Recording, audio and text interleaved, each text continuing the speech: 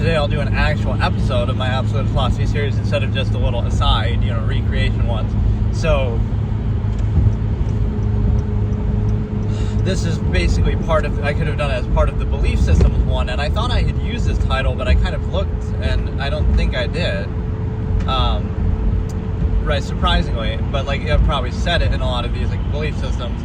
So when it comes to religion and things like that, when it comes to even emotion, right, it's a simple logical razor that would tell you, and again, I'm sure I'm not the only one ever to have said something like this, but the exact phrasing, at least with mine from my old debate format, basically, you cannot dissuade with reason what came about by desire, which basically means the reason why people believe in God in the first place is not based in logic and reason and facts, right? That's not why they believe it. They might try to use those as a placeholder or pretense, but right, why they believe in God, or why they believe in a specific God, especially a specific religion, that's what I question, because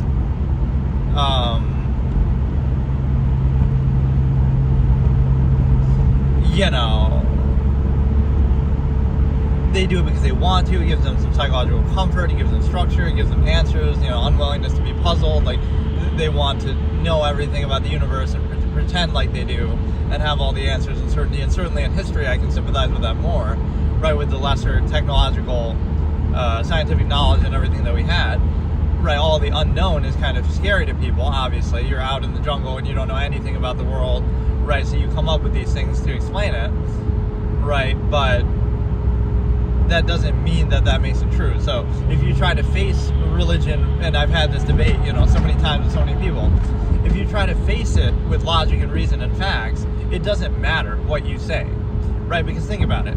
People believed those things thousands of years ago without even the knowledge that we have now. So, if a Christian says now, but look at this historical record we have. Well, people believed it thousands of years ago without the historical record. People believed pagan religions without any, people will believe anything, basically. People are not credible.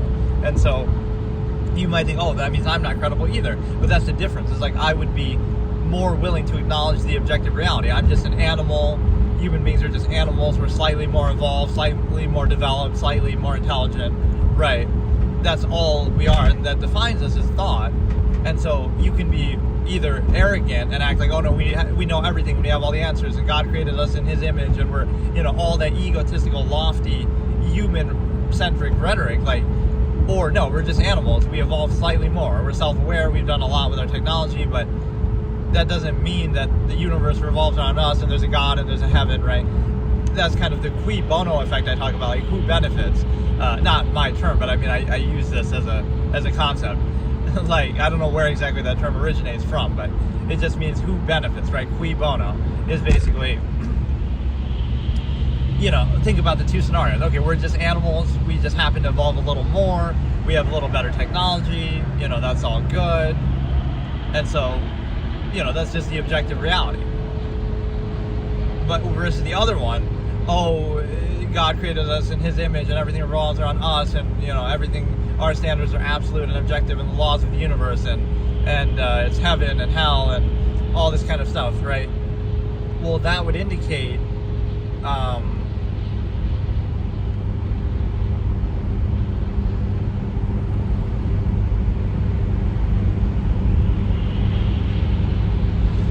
there's a benefit in that. So if you're objective, right, even if I hate the term atheist, but what do you get out of doing that? And now the fallacy, this is the false inherent contrived response. Well, it'll give you the freedom to do things that otherwise you wouldn't be allowed to do.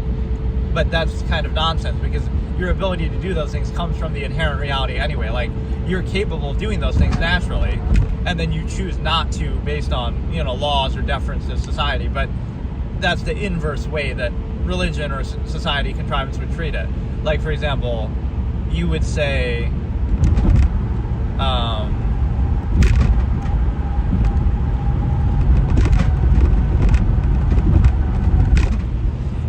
basically that, God is absolute and morality is inherent. And so now if an atheist, or again, it doesn't even have to be, but if somebody does something that doesn't fit into that, you're saying, you're only saying that there's no God so that you can justify doing something like sleeping around with women or whatever, being promiscuous or something.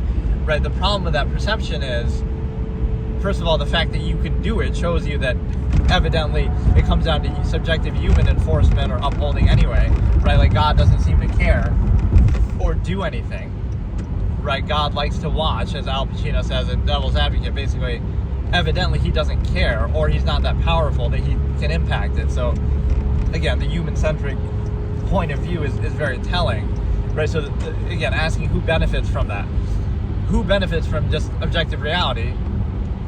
It is what it is. Human beings are the same as animals. We could go extinct like plenty of animals have. We could, we have impressive technology that we've used our intelligence to maintain, which is good, but that's just the objective reality, like, period. Instead of, oh no, there's heaven, if you do things the right way, you'll go to this perfect utopian place. It sounds like a fairy tale for adults, or, oh, if people who wronged you will go to hell, and, oh, we're made in God's image, and humans are so perfect and amazing, and we have a soul, and we have this and that, and, everything's meant to be as part of some grand design. Doesn't that all sound like really one-sided? Like, wow, that's really too good to be true. That's too perfect. That's too, on the nose. That's not really how nature works. That's not really how, history works, reality works. Like, where was the God for the dinosaurs? Where was the God for every other living thing? Where is the heaven and hell if we swat a fly? Like, those are alive too. But no, we look at everything. Humans are just special, and this is being said from a very not credible perspective. Right? So it's hard to do that, because people would rather just, oh yeah, of course, everything is human-centric and revolves around us, but it's hard to convince a person of, to not say that. It's easier just to join, just join into that and just glorify it, but it uses the ego as a trap, basically, to control you. And the other thing it does is it allows you to basically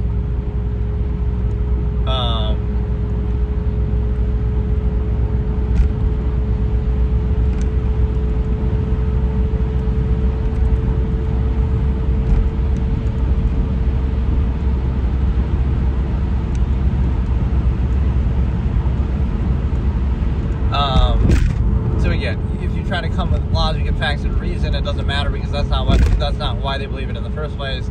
People throughout history have believed almost anything, especially even on a mass scale. Right? People have gone along with dictatorships and cheered on, authoritarians, and they've, believed all kind of religions, pagan religions, Greek gods, So the credibility check with that is that, like, it's not of individuals. You'll say, oh no, but yours is right and everyone else's is wrong, right? You could say that, right? Oh, you believe something and that's the right one, and everyone else throughout human history was wrong. Everybody else right now, even who still believes different things, is wrong, and yours is right. You could say that, although that's really, kind of full of yourself maybe to say, or full of the belief system. But what it also indicates is that you're not being objective, because it shows you people aren't credible. So you are being fooled in the same way, or you're being, people were sure of themselves when they believed in other gods throughout history. People were sure of themselves when they were supporting certain people, and then now we would look back in history and say, oh, we would question how could people have fallen for that? How could people have, how could people have done all that? Right? But it's a situation where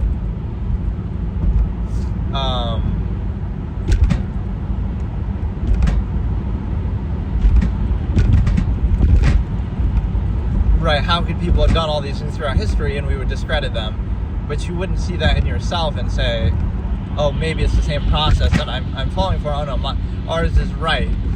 Our society is the perfect one, and everyone else throughout history was wrong, or your religion is right and every other one is wrong. So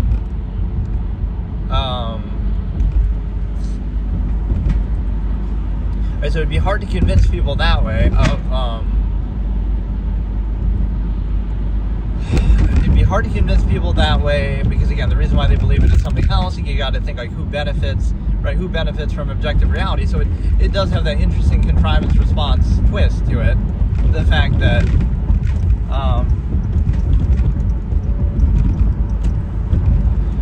like, it's to justify something. But okay, like, you live in a hut and you're in the woods and you're minimalist, and that'll still be somehow, oh no, but society wants to suck you dry, and and whatever, make you a slave to it. But like if you're at peace, you're consuming very little, you're living in nature, you're at peace. It's like, so at that sake, at least the belief system would be a construct of serving human ends, right? You're on an island somewhere, you're fending for yourself. So what does that mean in terms of right, like a lot of things wouldn't apply, like, morality is to be good to other people, but there are no other people, so it shows you it's a conditional thing. It's not inherent because it's conditional on people and making everything revolve around people and stuff like that. And then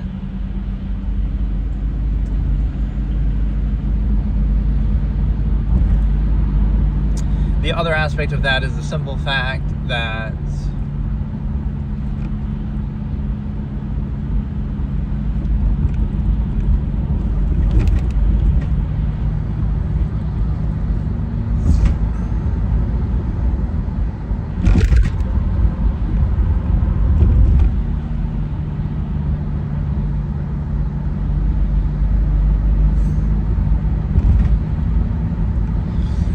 again, people believe it from a place of desire, not from a place of logic and reason, and they'll kind of even admit that, right? Like nothing would change their mind, or they would have believed it thousands of years ago, they would have been sure of it then, like people were. So, you were sure of it then, but you didn't even know what you were or weren't sure about because you didn't have all this modern knowledge that we have now. So, again, what is the incentive of objective reality? The only possible thing people can say is to justify certain actions. But let's say you don't take those actions anyway. So you just don't do anything. You're the most minimalistic, neutral person ever. You do virtually next to nothing, right? But then it'll be like, you're lazy, or you got to do this and that to, contribute to society. But even if you do that, still, right? Like, so, yeah, suppose you even still do those things just like a golden rule basis. Okay, you're just trying to be productive, or you're just trying to help other people just because, right, without the dogmatic element to it. So then how can you discredit the person? Or again, you could be looking at the inherent capabilities of people and saying, those are things you're capable of doing anyway, but it's flipped on its head. Like, no, you need permission, or you need to somehow justify doing certain things. Like, you don't believe in something because you just want to be promiscuous, or you just want to do bad things that we would condemn in that thing, in that dogma. But, right, you're kind of looking at it backwards. It's not that they're not believing to justify those things. It's because you could say they don't believe because those things are still possible and they still happen, or that's part of what you're capable of doing. So you would have to justify why can't they do it, not they have to justify why they do it. So that's like the fallacy where freedom is condemned, right? Like, it's a bad thing to do this thing that ultimately people want to do, right? Like inherent hedonistic, open relationships, whatever. It's a bad thing to do this thing that people ultimately inherently want to do, the inherent desired suggested tendencies, I call them, because the majority of people can't do them, or it's not sustainable for society, or they don't have the resources or the options. So they pretend they don't want it, and then they condemn the act of doing it, and then they glorify the act of doing something lesser, which is by the same measure of a half-mad state, like specifying the stimuli acme to one person. It's the same basis, but you just, you can't handle having multiple people, or you don't have the resources or means or opportunity. But when Leonardo DiCaprio does it or something, whatever, he's going out with younger women or whatever, we'll condemn that and we glorify something else. But it's the sort of thing where, like, if people had the opportunity to do that, right, they very likely might. Or some people would say, that's the whole point of like being rich or whatever, is to do things that, or otherwise you wouldn't be able to do. What's the point in doing the same exact thing that you could do without it? But it also tells you that, you're being tricked, right? You ultimately do want those sort of free, variable kind of things, but you pretend like you don't because you're in a more subversive state where you don't have the opportunity to do it or something like that. So you get tricked, right? You're tricked into believing something lesser is better, right? Limiting yourself to one person, or whatever example you want to use. Less is better and more is worse. Freedom is bad and, contrivance is good. And the way that you do that is by posing as a false absolute to specify it, to value it, like kind of, the undue emphasis that you have to attach. And the reason why you do that is because of the simple fact that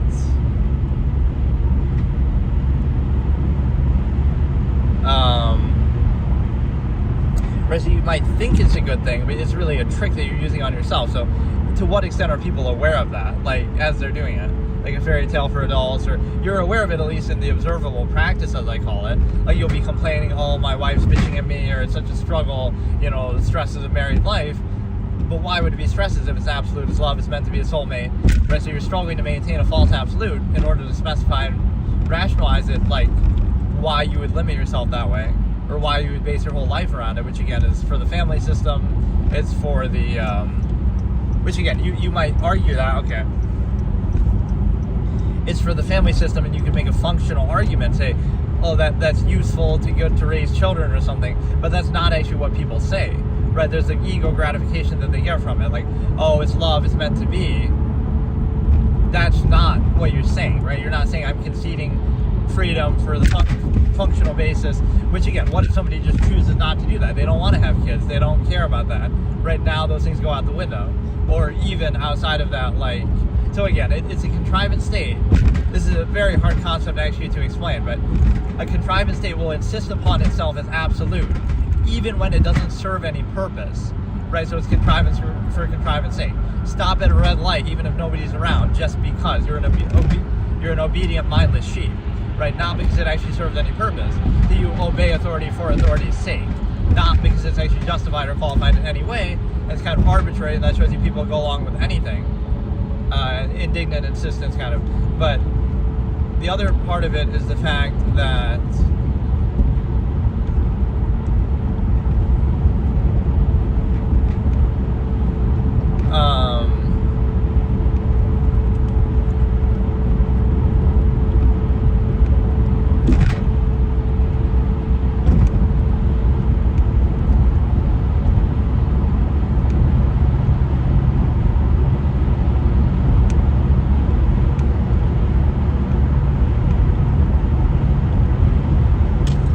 again, people believe it because they want to, so you can't convince them. You'd have to appeal to their desire the same way, right? You cannot dissuade with the reason why it came about desire. This is kind of where the human imagination is used against them. That, like, there's nothing really to suggest it, but we want to attach that, or again, it's a very human-centric, egocentric thing. Like, oh, everything happens for a reason, but it doesn't matter because we would attach that only to people. When an animal goes extinct or something, right, we don't care. Where's the God then? Dinosaurs, none of that stuff matters. Only when, oh, you hit the lottery, so, oh, God must be on your side. Meanwhile, everybody else who loses the lottery, like, what does that mean? So you're looking at it only from your point of view. Only from a human-centric point of view, but then only from your point of view selective. It's like, oh, it's good luck that you got in a car crash, but you luckily survived, and that's good luck. But what about all the people who die every day from car crashes? Does that mean God, like, it's selective, right? You'll thank God for what good things happen, but you won't blame God for what bad things happen.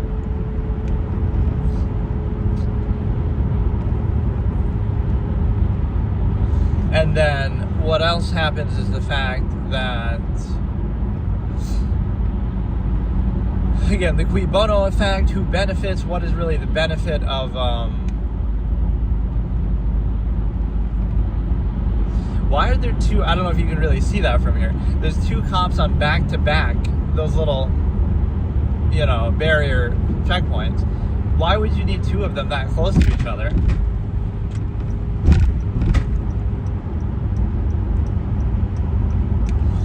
But yeah, what I'm basically saying is the fact that,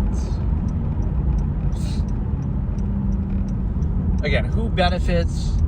Arguably, you could say, oh, to justify doing something, but something that you could do anyway. So justifying it to what? To who, right? Like, it's kind of backwards logic, but that's the self-righteousness of false inherent contrivance response. You have to justify something that you're inherently capable of doing, which only makes sense with a lot of prerequisites. You would say a person's out in the jungle and they're doing something that you somehow would condemn, right? Whatever it might be. But it doesn't even apply to them because there's no other people around. And so you'll condemn it, but you'll say they never even came in contact with that religion or society, so they wouldn't even know. So not only that, this is really the strange element of this dogmatic persuasion, they wouldn't have the opportunity to know about it. So these are two things. Supposedly that belief system is absolute, but it both allows them to do it and requires some prerequisite for them to know that doing it is even wrong. Right, that, if you weren't indoctrinated into society and raised in terms of morality, or again, into the belief system, you wouldn't even know that. And you might say, somehow you're just supposed to innately know it, but I mean, clearly, even when knowing it, people throughout history have done all kinds of things that we would condemn, so it's not even about that. But no, it both allows them to do it, the supposed absolute that doesn't want them to do it, like God or whatever. It allows them to do it, number one, so that would seem to be permission right there. And then number two is, it requires some sort of preconceived knowledge that, we got to tell you it's bad. We got to hold you socially accountable that it's bad.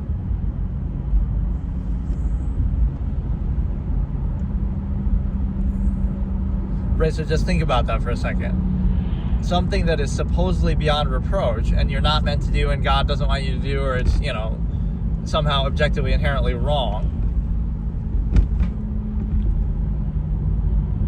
But you also have to be somehow indoctrinated into it and say, it's wrong to eat this kind of meat on this day or something. Like, you're out in the jungle, you're just surviving, picking berries and doing something, but you don't think those things are like social constructs the same way that we have in society? Like, yes, there might have been some reason why that was established, and then we hold on to it for antiquated reasons, like, at this time in history, tomatoes were considered poisonous because they were prepared on some steel, metal plate, or I don't even know, right? But the point is, so there'll be some superstition. So maybe it was valid at the time, right? People were getting sick from eating fish, and so they say, don't eat fish on Tuesday because everybody got sick when they ate it on Tuesday, right? That might have seemed valid at the time, but now you hold on to it even if it doesn't apply. So that's like, it's just stupid. But the other part of it is the fact that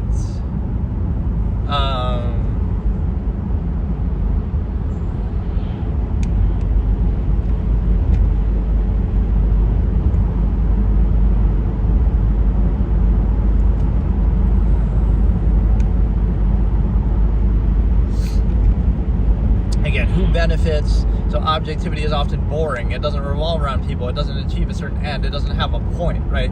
There'll be like that expectation. Like, you're having all these discussions and I'm doing all this objective observation. What's the point? What is the conclusion? What's the, there is no, that's the thing. There is no conclusion, right? It'd be more a free, objective, inherent reality. Like, just, you could do anything, just like you can do in nature. And it wouldn't lead to this uniform, false, absolute, structure that we have, right? This empirical structure that tries to keep reinforcing itself and has to use the threat of starving out to validate itself, means validation, right? You create the process through stimuli acme preservation, and then you hold means over the head of children and stuff, and you starve them out and indoctrinate them heavily before they can critically think for themselves. Just to understand, that's how forget about even right now, but that's how any arbitrary society can come to be, and like, it's not based on anything. It's just, it can insist upon itself because this is basically how it works. The preconceived or the established basis, right?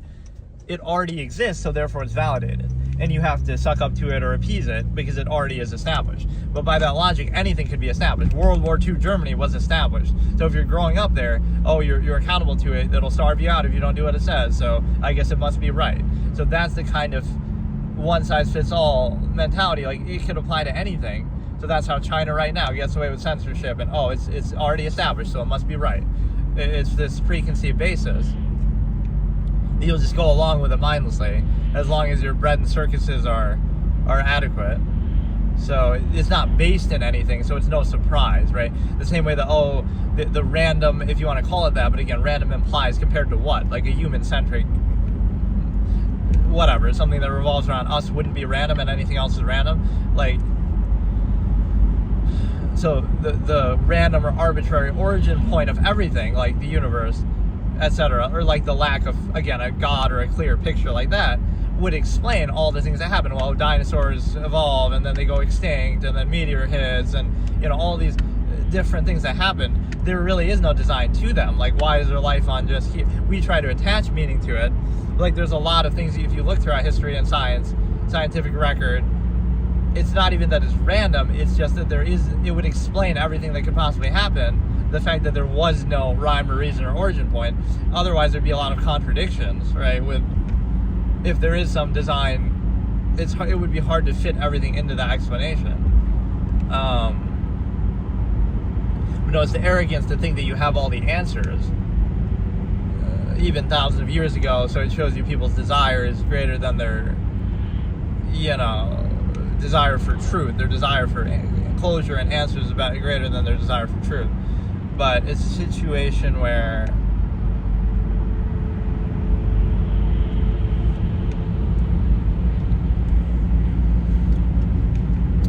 the starve out kind of mentality, something's established, not really based on anything. It's even subversive in the way that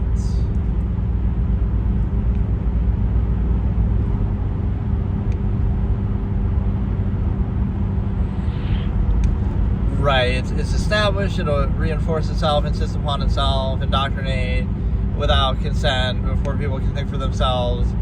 So it's not looking for like actual standards, right? It's saying we're already established, we have money or we have whatever, some infrastructure, so now you are subject to it, and so therefore that validates us, and most people will go along with it even though it's arbitrary.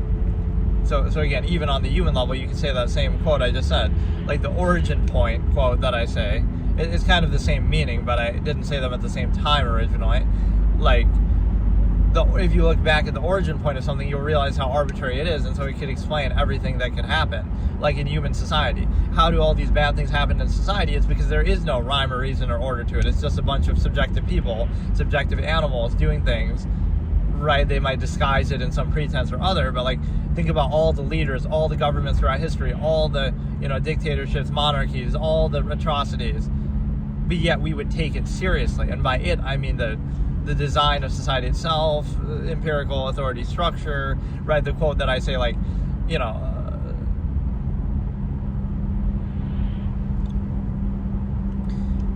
I forget if I say like society or no, I say it like this: power exists under the premise that people ought to be restrained, right? Like, people can't control themselves and they have to be, held in check.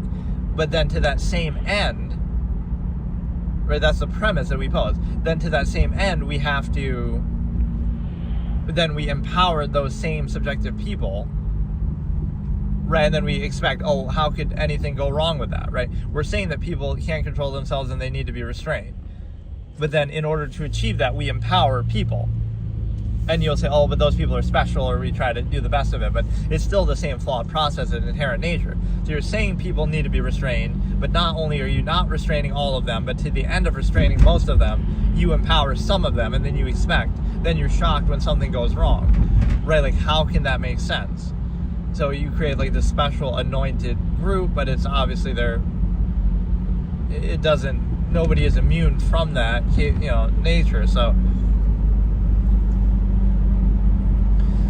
power corrupts. You could do the nature versus nurture thing. It's kind of like the opportunity that you give them. That's why society is so heavily structured and indoctrinated. Like, this is kind of what I say sometimes is, you can train people like animals, and they are animals. So like, you can do that, right? So that validates any outcome, right? The majority of people are a certain way in a certain era, and they all go along uniform. So like, we give people too much credibility, right? And there's this cognitive dissonance, like, you don't want to admit that you're wrong, or you're subject to control, so you take pride in it, things that you didn't choose and whatever you're subject to.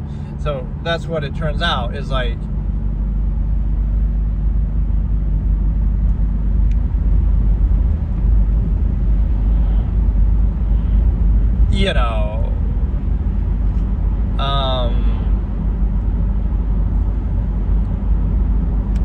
how can I explain it? Just, you take pride in it even though you didn't choose it. And like, people are trained animals. Just because people can be trained like animals doesn't validate anything, right?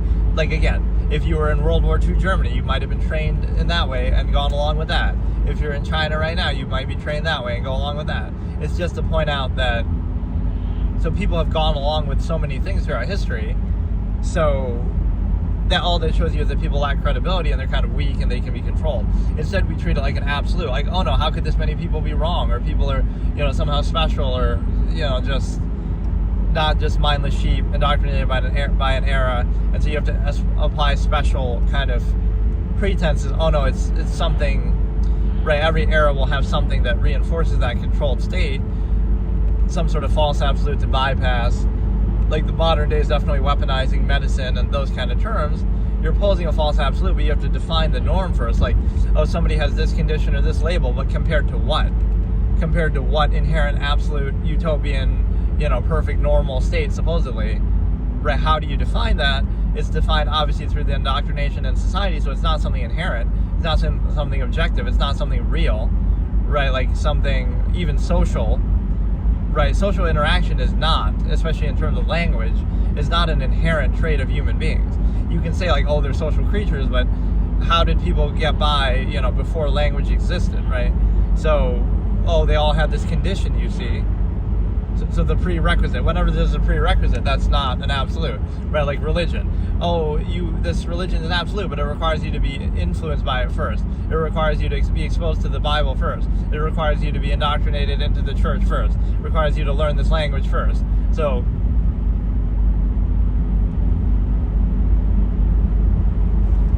right, the same thing here. Oh, you have this psychological condition or this label, but it requires you to first be indoctrinated in society. Then you have to learn these social norms such that you're aware of them, such that then if you don't follow them, then that's defining to you. And then you have to learn a language. And then under those circumstances, wow, you have the psychological condition. So that's objective realization that it's made up. It's not a real thing, not an inherent thing, right? It's reactionary. It's trying to reinforce a specific contrivance state, a specific social kind of state. Now we can argue the usefulness of that to say, oh, but it's somehow positive functional basis, but it has no real empirical authority, because those are all things that people are, the human variable, I call it, those are things that people are all capable of doing at any time, right, are always capable of, have always been capable of. So it really is just a farce, right? But again, how people are trained and controlled is effective. I can respect it. Being aware of that is somehow negative, right? So you gotta like euphemize it or overcompensate for other people, right, to make them comfortable with it, and then it's somehow your fault. It's the emperor has no clothes fallacy of just, you aren't adequately overcompensating for a flawed process, so it's your fault, not the fault of the process. Or on the flip side of that, you also have the ability to consider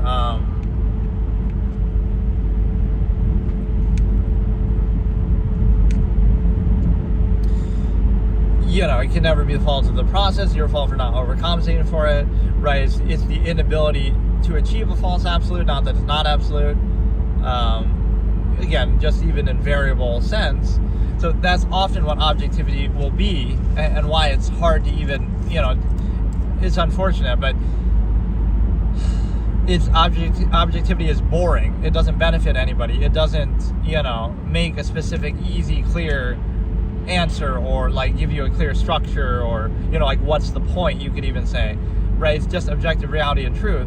But what it does do is it sort of debunks false absolutes in the sense that things that are exclusive to everything else. It's like, you have to marry somebody and have kids and have a white picket fence, and it's like, you could do that if you want. You could also not do it. You could also not be with anybody. You could also be with many people. You're capable of doing all those things, but there have to be some justification, and usually the justification is this collective corruption here, that like individually there's nothing wrong with you doing that, and it wouldn't matter, and it wouldn't do anything, right? Individually, right, you might even say, oh, that's better, that's, zero-sum finite existence. You may as well live it up, enjoy it, do what you want to do. It's only bad by collective contrivance standards, by saying, oh, it wouldn't be sustainable for a mass of people to do that necessarily, or maybe it could be if they could handle it, but like, that's what it means, is that, so you as the individual are being controlled on behalf of things that are only necessary, only done, or only glorified to a collective mass of people, but then you try to kid yourself and pretend like that's what you want. Again, the false absolute of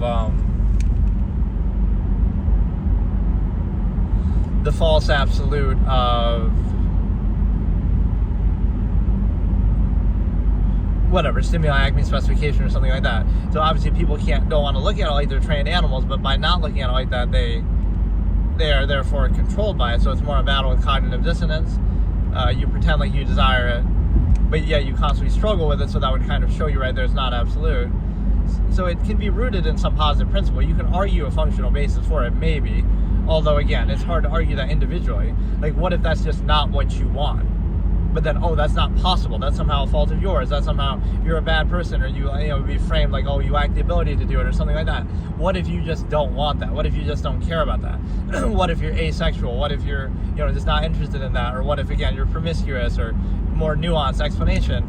So it would be hard to control you within this uniformity of specifying the stimuli acme, or even that should be a life goal, you base your whole life around it. And so that would make you understand what it's actually about. But again, getting back to the cui bono effect, who benefits from objectivity versus who benefits from, oh, it's heaven, and all these lofty kind of human-centric things. Somewhat you could frame it that way and say, well, there's a struggle. There's a lot of responsibility and struggle with that belief, that you have to, fight your inner urges or something to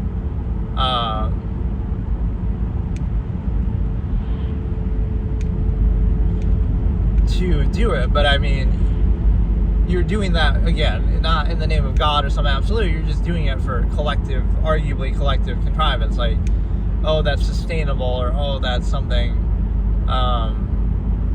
So again, on an individual basis, none of that would be relevant, right? You don't need to do any of it as an individual. It's not of use to you, but so you're being held back on account of the subversive mass collective of people, and it's supposed to be gratifying, but it's really, it's hard to,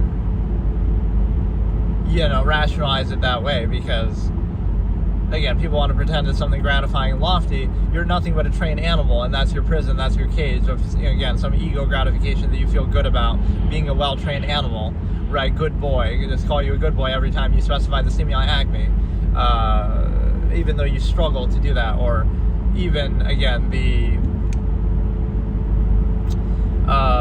whatever, everything that's done in society. So it's an objectively adverse, subversive state, but it's done for a collective mass of people, and it's done to control them. So otherwise your premise would have to be, oh, it's absolute, but then it requires subjective human action and can be easily ignored, and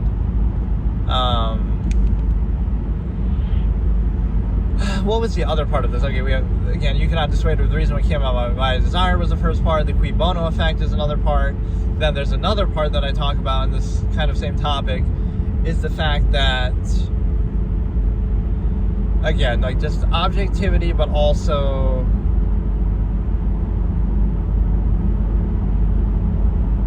I don't know, like, pose a hypothetical example of, like, someone who doesn't need any of that, or whatever, bypasses a certain way, so it just doesn't apply. Again, like somebody living out in the jungle or something. So it has a lot of prerequisites to even take something like that seriously. People are easily fooled and trained by all kinds of things, so you shouldn't treat yourself or humanity itself as very credible. But again, your perspective would have to be that, oh, this time we got it right. Things are the way they are because that's the way they're meant to be, and our society or our belief system is absolute and right. So whether that be belief systems or even like social contrivance works in a similar way, as I was explaining, like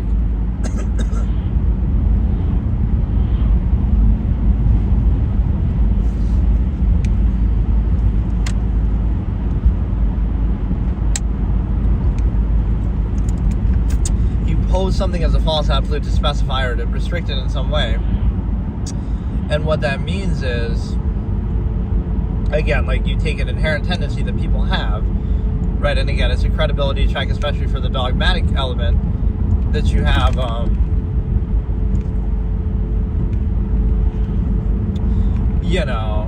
Dogmatically, it's absolute, but God says it's inherent, it's subjective, it's absolute. But it's kind of the same way. Like, let me clown religion a little bit here and its inconsistencies. Oh, there must be a God. What do you think? The universe just came out of nowhere? right? It had to be created. Okay, so then let's accept the premise for a second. Okay, so God created the universe, great. But then what created God? So it's the same question. You're not actually answering that. Then they'll say, oh, well, God just was always there, or just came out of nowhere or something. So you're not answering the question. You're saying, oh, the universe had to be created. That seems like a sound premise. But then you're just saying, oh, some magical being was there, right, and created it. So then where did that come from? And if you bypass the explanation there, well, God didn't need to be created, then I could just say the universe didn't need to be created. But it's the same question you're leaving. So I was going to say the same thing here with like the absolutes. Oh, it's absolutely wrong to do blank, right? Whatever it is, some immoral thing, some sin. And then it's absolutely wrong to do it. But people do it anyway. So now you can say, oh, well, that's because they're bad people. But that's not the question, right? The statement wasn't whether, oh, they're bad people, or whether they can do it anyway. It's like, oh, it's absolute, which would mean it wouldn't be up to human subjective kind of whims, if you will. Right. Because if that's all it takes, oh, some random dude just decides to do something and then he can do it. So how absolute is that? Right? He's defying God just by, okay, you'll condemn him, we can punish him as a society on a subjective level. The fact that we have to do that is even telling. So it shows you as a human, it's all human. Where is God in all of that? Right? Where is God? Somebody does something bad, then they're punished by people for doing something bad. So everything is human. Where is the God in that? And then they, you could attribute, well, God made them do it, but then again, God made them sin then, the same way that God made them sin, just as they made people punish them. And the other part of that was, I'm trying to remember, I had this discussion some time ago,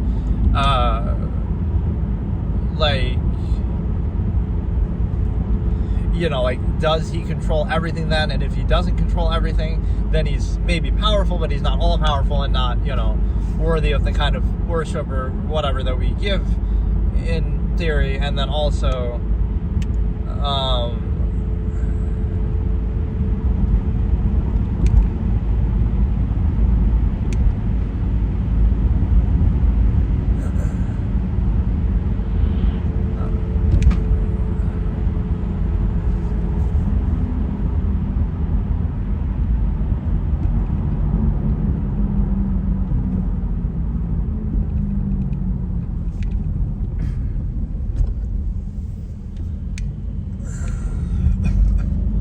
it's the fact that basically you're trying to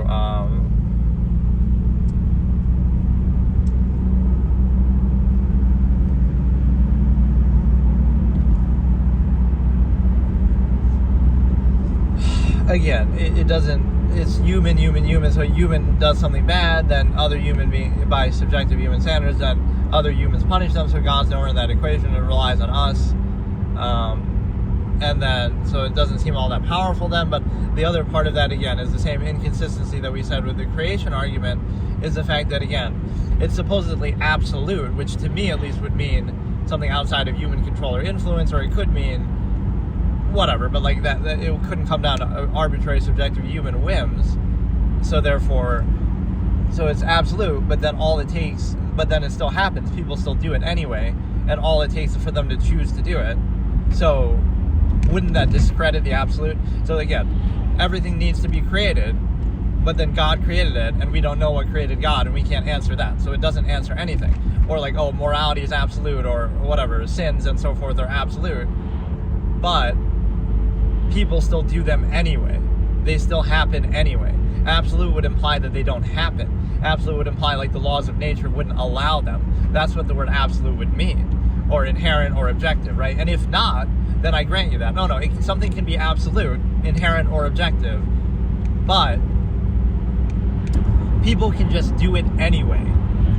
So, in other words, the definition of that word is pretty weak then. Okay, it's absolute, and you say it with such vigor and emphasis, it's absolutely wrong to do this thing. Meanwhile, people are doing it anyway, and people have done it throughout history, and people keep doing it, and people will continue to do it. So, and at any time, somebody could just decide to do it. It's not a question whether we should punish it. In fact, the very fact that we have to punish it on a subjective, imperfect human level too, where sometimes we make mistakes, sometimes we convict the wrong person, sometimes the actual culprit gets away, sometimes just whatever. So many things happen. So it comes down to the cops themselves commit a crime. So it comes down to the subjective human level that is itself imperfect. So how could it be absolute or inherent or objective?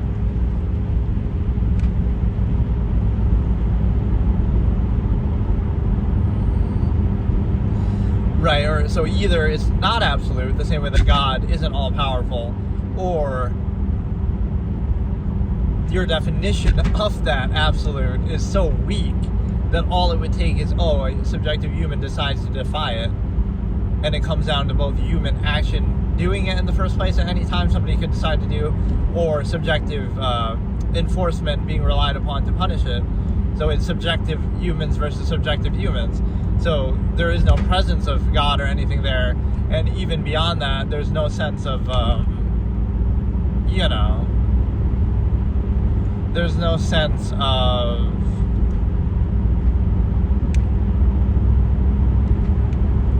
it being absolute, right? It's clearly not, because it just comes down to subjective people. If enough subjective people did something that we consider bad, then we've seen that throughout history, we see that all the time. Right, it doesn't stop it from happening, so we just kind of accept it. But it would be hard to take an absolute seriously that. It's basically just non-accountable. That's really the arguments of religion. Like, we could even agree in principle. We'd say, it's wrong to, like for Vladimir Putin to invade Ukraine, and for George Bush to invade Iraq and kill people there and stuff like that. Right. We can say those things are bad, and it's like, would God say that that's bad? Right, and if you said yes, either way, whether you're saying God's saying it or whether just subjectively, I'm saying it's a bad thing, it shouldn't have happened, we shouldn't have done it, or they shouldn't have done it, then what does that mean? Like, it means that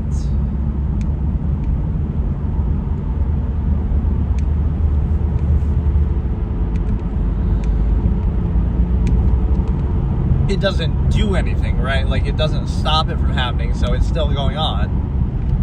It's still going on. So your self-righteousness in your religion does not stop bad things from happening constantly throughout human history, throughout today. So that would be part of it. The same way that you could say, negative things are part of human nature. We can condemn them all we want, but people still keep doing them. People have always done them. So you don't realize that calling them bad is itself a reaction to that nature. Human beings are capable of many, many different things. So things that we don't like, we'll call them bad, and we'll try to discourage them, which is, you can say that makes sense to do, but it means it's definitely not absolute. And then the other side of it is, that's why you need such heavy indoctrination, inhibition, structure, and everything, that people kind of take for granted and default, but then are therefore controlled by in overextended ways too. Just kind of the trained deference to unqualified empirical authority, right? Even functionless, even using a pretense but not being held accountable consistently to it. And then you also have the ability to consider that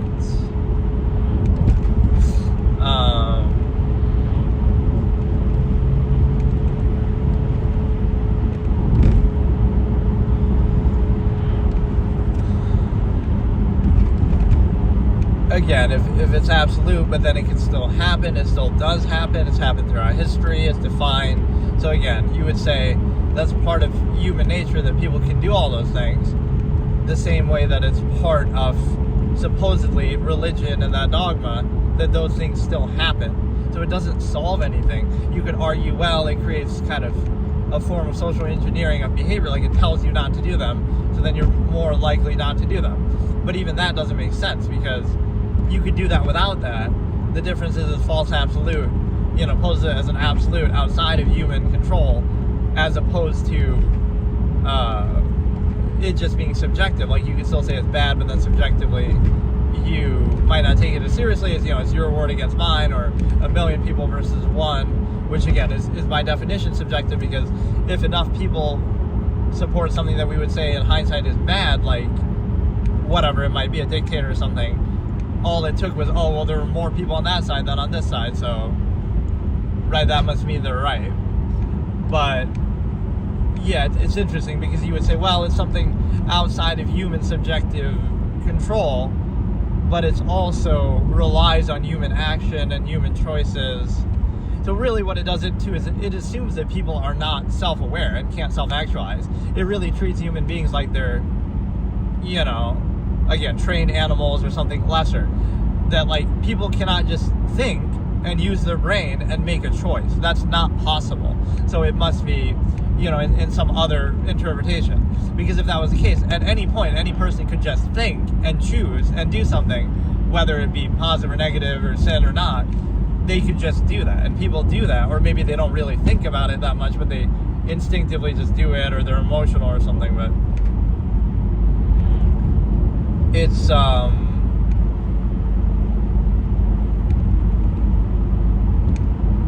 it's a situation where you know, it's contradictions that are telling. So the difference with, again, objectivity or reality would be you don't have to act like you know everything. Like, oh, how exactly did the universe come to be? And we might have scientific theories now, but that's not how I'm looking at it. Pretend you lived thousands of years ago. I lived in, 1,000 years ago, 5,000 years ago. If I had to answer the same question against religions at the time, oh, the Greek gods must have been right because I don't have all the answers. Right, so every god ever, every belief system must be right because you don't have all the answers. All the specifics of it, all the names of it, all the contradicting traditions of it. So that's a bad argument because it's more about the burden of proof is on them to make the specific argument for that one. But what it also means is that you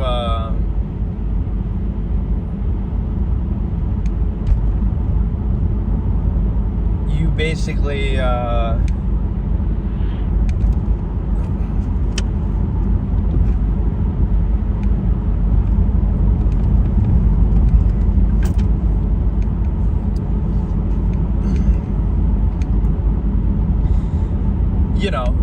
could say, oh, could it be the Big Bang Theory, or it could be different, scientific theories that we have.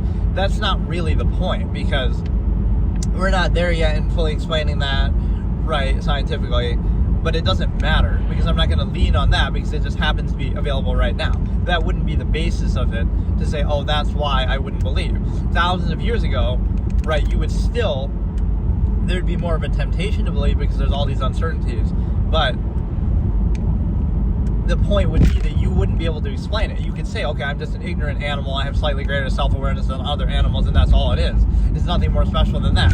So why should we be so arrogant as to expect that we have all the answers, and we can say how the universe was created even thousands of years ago with lesser technology than we have now, right? Why should we be making that claim? So one side is claiming they have all the answers at any point, even thousands of years ago, without the technology and knowledge that we have now. They somehow had all the answers. And in different ways, like different gods, different religions, different times, different places, so different specifics that they talk about. So somehow they had all the answers, whereas here, with objectivity, why can't you just acknowledge we don't know, we don't have all the answers, and likely the answer wouldn't be something that, well, it may change our perceptions drastically, but it could, again, the same way that nature happens, like, how do we treat nature? Like when weather happens and other things, like it just happens. We can understand how it happens, but that doesn't, it just does. Like we don't attach any special meaning to it. We can say, oh, when it rains, it's God's tears, or when it's thunder, it's God who's mad or something. That doesn't matter because like we just treat it like it just is. So it would be kind of a boring answer. Okay, these two molecules rubbed together and they made the universe or whatever. Okay, and then like where did they come from? That would be a question too, but like it wouldn't be this thing that's human-centric, because that, again, that's a cui bono effect. What about every other life form? What about everything else that ever existed? Oh, God, the universe doesn't revolve around them the way that obviously it revolves around us, because we're the one writing the script. We're the one saying that it revolves around us. So, that's very biased and impure. Like if there's an alien species, would they, aliens on a different planet, would they believe that their own God and everything revolves around them? Like, is that really... It just requires like a narrow-minded perspective, but so that's really the trap that a specific religion puts itself in. If you want to say it in a broad sense, fine. Like, okay, there's some... But again, that could be the same as just saying nature. Like, oh, there's some entity or something out there. But again, yeah, it's nature, natural things happen all the time, but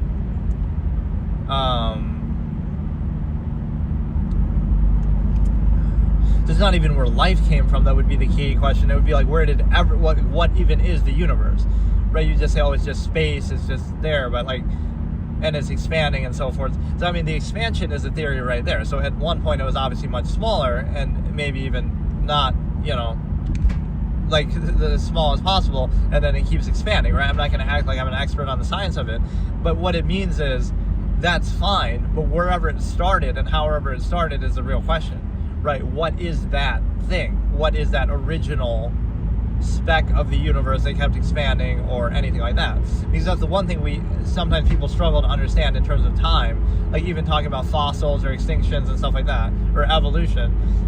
It might seem crazy to us, like, oh, how could this possibly be that we evolved from some, in an extended sense, like a single cell organism?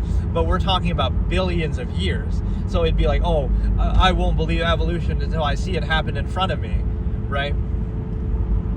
But you couldn't possibly see it happen in front of you because you wouldn't live for a billion years, millions of years or more to see that. So, like, obviously you can't see it happen because you're only going to live 100 years. So it's a different scale of time. So it's possible to imagine that, like, oh, the universe started off very small and then it kept expanding over billions of years. Maybe, in fact, that I don't even know. The Earth is billions of years. I don't know how old the universe actually is, but it's understandable that could happen over a long period of time. It seems crazy, but the question becomes, again, what is the origin point of that too? Or what even is it exactly? Right, we can be aware of the world around us, but what is it? Like, that's a question I asked in a short story from a character. I love this one. They're just sitting there and they're thinking to themselves, like, what is this? And when they say it, I wish I remember exactly how I phrased it, but what is this? Not meaning, like, oh, what's this in front of me? Like, what is everything? I'm aware, but why am I this consciousness instead of any other? How did that happen? Or, like, what is this, as in this world or this universe, the universe, like, what is everything? What is it exactly? Not even just where it came from, but, that's why people would say certain things like simulation theory. On that level, arguably, okay, it's made by some aliens or some external thing. But even then, you would have to, I guess that might be outside of the same rule set, though. It's like, okay, we're all in like some sort of simulation or some game. Like, I'm being controlled right now by some alien player, godlike, thing. And everything I'm doing, I might think I have control of, but, oh, they're really controlling it. Right, and they're doing it in a very elaborate, and you might think, oh, who would do that? But you think about how far we go with our own entertainment escapism, it wouldn't be that hard to imagine. But what I'm saying is, even if that was true, then you would still have to answer, where did they come from? Where did, what are they? So even if our universe is somehow a simulation by them, right, they would have to, where did they come from then? And what are they exactly? So the thing with that is, I'm almost thinking, though, that might change the rules of creation. We think things need to be created, but wherever they are and whatever they're doing could apply by different rules, right? It could be,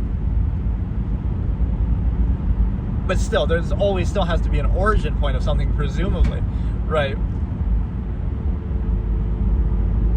There's an origin point of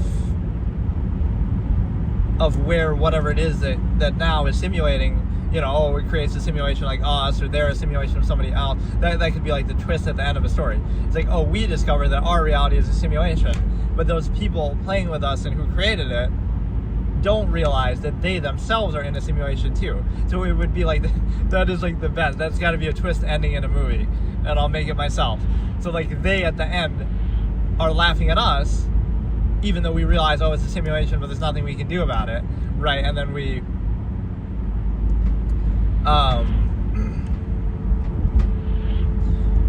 but then behind the scenes, oh no, wait, the fact that they're even playing with us is itself a simulation of the next level, right? The next layer. So when you're aware of the nature of the process, you play with that element of it, right? You can no longer be a part of it because you're aware of the artifice of it that goes into it.